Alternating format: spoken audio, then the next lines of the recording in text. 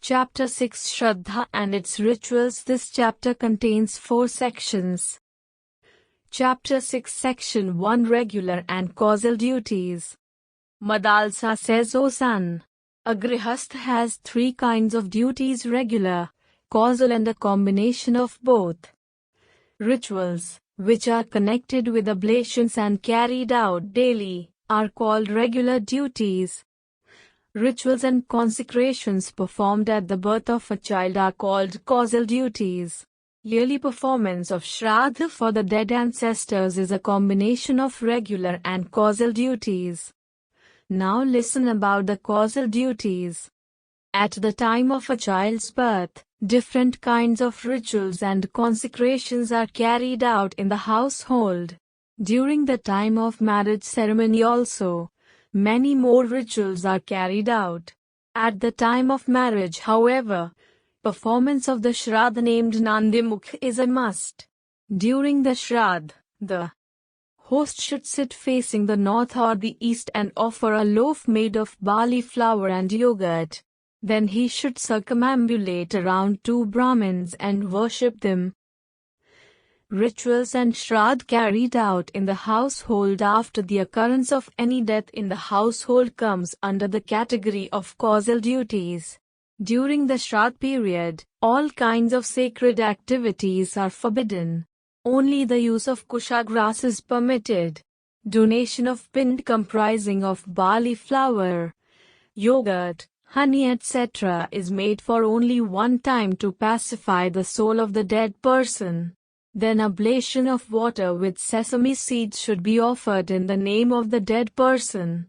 This ritual should continue for a year, once every month.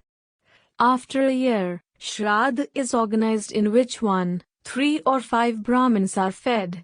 Thereafter, every year, during the darker phase of Ashwin month, a Shraddha should be carried out for the dead ancestors.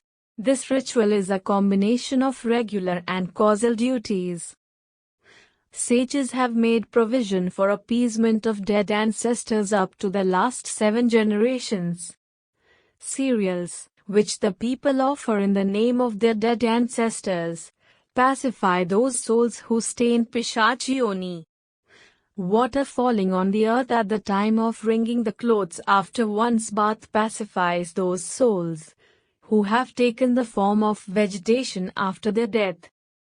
Water falling during the bath satisfies those souls who have attained the status of deities. Cereals that fall during the lifting of pind satisfy those souls who are in lower life forms. The cereals that scatter here and there and swept aside satisfy souls of those people who had died in their childhood before the accomplishment of any consecration. The waste water falling down while Brahmin washes his hands after dining and pacifies all the other souls. Every month, during the waning phase of the moon or on the day of Amavasya, Shraddha should be carried out. Besides it, 8th day of darker phase in the month of Posh is also good for carrying out Shraddha. If a virtuous Brahmin is available, time of solar and lunar eclipses is also good for Shraddha. The time when the sun crosses the equator during its northward and southward journey is also good for Shraddha. Apart from these above-mentioned situations, one can also organize Shraddha in the following circumstances: at the time of great calamity, availability of items suitable for Shraddha, after a nightmare, during the period of birth nakshatra and during the period of unfavorable stars etc. On the first day of the Shraddha, a virtuous Brahmin should be invited while the host must observe total restraint. It is said that such a man, who indulges in sexual intercourse on the same day after carrying out Shraddha or eating food of Shraddha, causes his dead ancestors to sleep in semen for 1 month. Ancestors of such a man, who performs Shraddha immediately after having a sexual intercourse, drink urine and semen for 1 month. Hence a virtuous Brahmin, whom the host is intending to feed, should be informed about the Shraddha 1 day earlier in advance.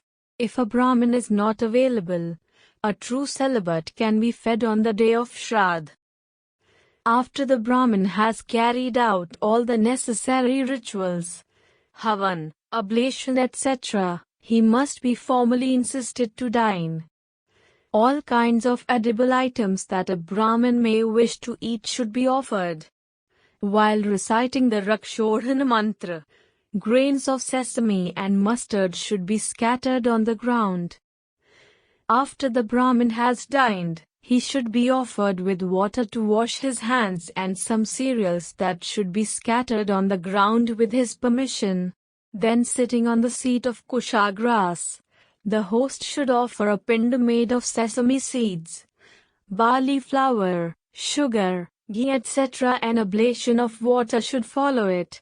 At the end, the Brahmin should be seen off with proper dakshina. Only then the host is free to dine himself along with other invited guests and family members. Chapter 6 Section 2 Do's and Don't During a Shraddha. Madalsa says, O son, I am now narrating about the do's and don'ts to be followed during Shraddh. Many kinds of edible items can be offered in the Shraddh. These include cereals like barley, wheat, rice, millet, corn, etc., fish, flesh of deer, rabbit, bird, wild boar, goat and nilgai, antelope. All these kinds of items are capable of pacifying the soul of dead ancestors for different period of time depending on the nature of offerings being made. Likewise, cereals offered in sacred fire cause satisfaction for 1 month. Fish causes satisfaction for 2 months. Flesh of deer causes satisfaction for 3 months. Flesh of rabbit causes satisfaction for 4 months. Flesh of bird causes satisfaction for 5 months.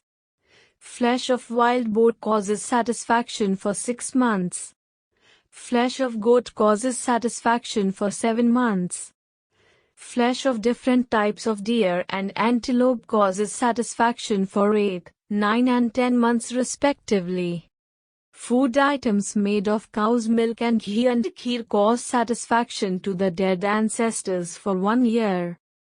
Different varieties of rice, barley, millet, wheat, sesame, moong dal, mustard etc. are extremely satisfying food for the ancestors.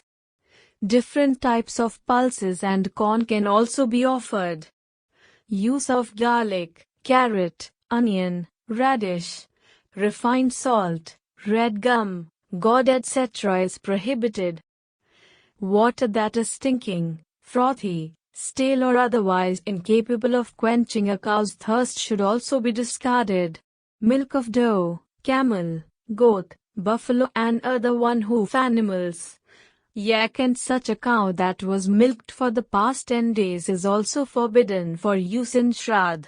Soil that is infested with insects, dry, baked with fire, stinking or collected from an unholy place should not be used. Similarly, such people who are violent, wretched, killers of Brahmins, impotent or have fiendish characters should not be involved in the Shraddh. Cocks and pigs should also be kept away from the place of Shraddh. This is the reason why sesame seeds are scattered at the site of Shraddh secretly. The host must not see a woman in menses. It is also not necessary to feed a host of Brahmins. Instead, it is sufficient to feed only one meritorious Brahmin with complete devotion and respect. It is enough to appease the dead ancestors. Appeasement of ancestors automatically lead to appeasement of the deities, planets, nakshatras and all whose blessings can transform the living condition of the person. Chapter 6 Section 3 Auspicious Days and Months. Madalsa says Shraddh can be performed on any day during the dark lunar phase in the Hindu month of Ashwin that are from the first day to the Amavasya. Performing of Shraddh on any of these days brings the following benefits. Performing Shraddh on the first day or Pratipada brings monetary gain. Shraddha performed on the second day brings prosperity. Shraddha performed on the third day blesses the performer with the boon. Performing Shraddha on the fourth day leads to the destruction of enemies. Performing Shraddha on the fifth day gives benefit from a woman. Shraddha performed on the sixth day helps a man to acquire respect in the society. Shraddha performed on the seventh day makes the performer a noble leader. Shraddha performed on the eighth day enhances the intelligence. Shraddha performed on the ninth day brings the company of the attractive women. Shraddha performed on the 10th day leads to the fulfillment of all the desires. Performing Shraddha on the 11th day helps him to attain the knowledge of Vedas. Shraddha performed on the 12th day makes the performer victorious. Shraddha performed on the 13th day leads to long life and luxuries. Shraddha performed on the 14th day and Amavasya lead to the fulfillment of all the desires. Fruits of Shraddha performed during different nakshatras. Nakshatra result. Kritika abode in heaven, Rohini increase in progeny, Mrigashira radiance, Adra bravery. Punarvasu increase in land property, Puchaya improvement in health, Ashlesha sons. Magha help from relatives, Purva Phalguni good fortune, Uttar Phalguni increase in the virtues, Asta increase in greatness. Chitra beauty and handsome personality, Swati increase in trade. Vishakha increase in progeny and fulfillment of desires, Anuradha respect. Jeshtha dominance, Mura disease free life, Purvasraha popularity. Uttarasraha freedom from sorrows, Shravan attainment of auspicious abode, Dhanishtha immense wealth. Abhijit knowledge of Vedas. Abhijit knowledge of medical science, Shatabisha increase in animal wealth, Purva Bhadrapad increase in knowledge and cattle. Uttara Bhadrapad receiving of precious metals like gold and silver, Revati receiving of horses. Ashwini increase in average life. Bharni prosperity and increase in comforts. Chapter 6 Section 4 Forbidden and Permitted Items. Madalsa says, O son, now, I will tell you the do's and don'ts for healthy living. Stale cereals, oil and fat stored over a prolonged period of time. Items prepared from wheat and barley and food items which is not prepared from pure ghee or milk should not be consumed. Flesh of turtle, porcupine etc. is worth eating, whereas flesh of village pigs and cocks should not be consumed. Brahmin can eat flesh offered to him in a shraddha. Things like conch, stone, gold, pearl etc. are purified simply by washing in water. Cereals either touched or washed by unwarranted people is not fit for any purpose. Flesh of animals killed by Chandal or killed for the purpose of oblation in Shraddha is also considered pure. Seat, bed, vehicle, boat, grass, rays of the sun and moon and air are naturally pure things. Touched by a woman who is in her menses, dog, jackal, a mother who has recently given birth to a child, a Chandal, carriers of the briar etc. is defiling in nature. A person however can become pure once again by taking bath if touched by any of these people and animals. One should not neglect the appearance of blood and cough. Excretions and water collected after washing the feet should be thrown out of the home at once. Getting touched by the people who criticize deities, ancestors, yagya, mantra etc. is also defiling. Sighting of the sun however purifies the defiled person.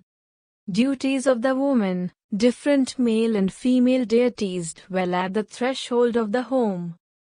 Hence this portion of the home should be worshipped properly every day. At dawn, the threshold should not be left vacant or it may have adverse effect on one's lineage. The whole area inside the home should be plastered with cow dung daily or washed with pure water. All these activities should be carried out by the better half of the householder. Those women who prepare food during the last quarter of the night suffer from infertility in future births. Those women who do not sweep their home in the evening remain unmarried and are bereft of wealth in future births. Such women also lose their wealth, lifespan and reputation. Kicking the following things like broom, hearth and mortar etc. or touching them with feet also leads to the loss of progeny and wealth. The householder should not use broken seat, board and black blanket for sitting purpose. He should not comb his hair while facing south. Those who do not dine, perform havan or make donations at the appropriate time are no better than eunuchs. Those who shun these activities despite having wealth are worse than mice. Those who do not respect the deities, teachers, wife of the teacher, cow, Brahmin etc. are boycotted by the society. Naked are those who are devoid of Vedas, other religious scriptures and rituals. Such a house is really contemptible, which is boycotted by the Brahmins and where daily routines are not followed regularly. After birth or death in the family, a Brahmin becomes purified in 10 days. During this period of 10 days, he should avoid all the religious activities. In similar conditions, a Kshatriya gets purified in 12 days after a birth or death in his family, a Vaishya in 15 days and a Shudra in 1 month. Dead body of a person should be cremated outside the boundaries of the village. His family members should offer oblation of water to pacify his soul on the 1st, 4th, 7th and 9th days after the cremation. Ashes should be collected from the 4th day. In case of deaths caused by a snake bite or poisoning, family members may get purified after a day. There is no impurity in case of the death of a child, an immigrant and the one who has renounced everything. Even their cremation is not carried out nor oblation of water is made. If one more death occurs in the family while the mourning period of the earlier death is still continuing, impurity of the second death lasts as long as that of the first one. Similar rules are applied to the impurity caused by the birth. Thus, abiding by these norms, the householder can easily attain the 4 objectives of life, that is dharma, arth, kama, and moksha.